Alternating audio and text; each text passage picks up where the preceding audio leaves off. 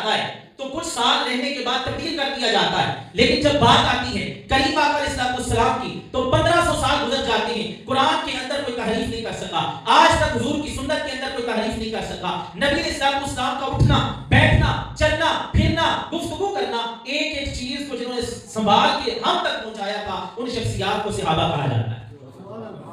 اس لیے ضرورت اس عمل کی ہے کہ اس چیز کی طرف کھڑا ہوا جائے، انہیں بتایا جائے کہ ہماری ریڈ لائن صحابہ کرام ہے، خبردار تمہاری زبان کبھی صحابہ کے بارے میں بکواس نہ کرے، ہم بدھی سے نکال کے پھینک دیں گے بھائی۔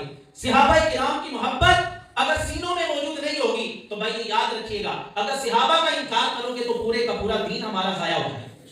قرآن دینے والا کون تھا؟ بولو تو صحیح، صحابہ نے لکھا نا۔ احادیث ہم تک کس نے پہنچائی؟ صحابہ نے پہنچائی۔ حضور کی سنت ہمارے تک کس نے پہنچائی؟ صحابہ نے پہنچائی۔ حضور کی سیاست کس نے پہنچائی؟ صحابہ نے پہنچائی۔ ریاست مدینہ کا وہ پورا سلیبس ہم تک کس نے پہنچایا؟ صحابہ نے پہنچایا۔ ایک ایک چیز ہم تک صحابہ نے پہنچائی، اور وجہ کیا تھی؟ آپ پہلے دیکھیں کہ پہلے نبی کی 500 سال میں شریعت تبدیل ہوتی نظر آتی ہے، لیکن یہاں قرآن کا کوئی ایک ورڈ، اس میں سے ایک زبر زیر بھی تبدیل نہیں کر سکتا۔ کیا وجہ ہے؟ کہ ان کے پاس ابو بکر نہیں تھا۔ بولتے ہیں سبحان اللہ۔ ان کے پاس ابو بکر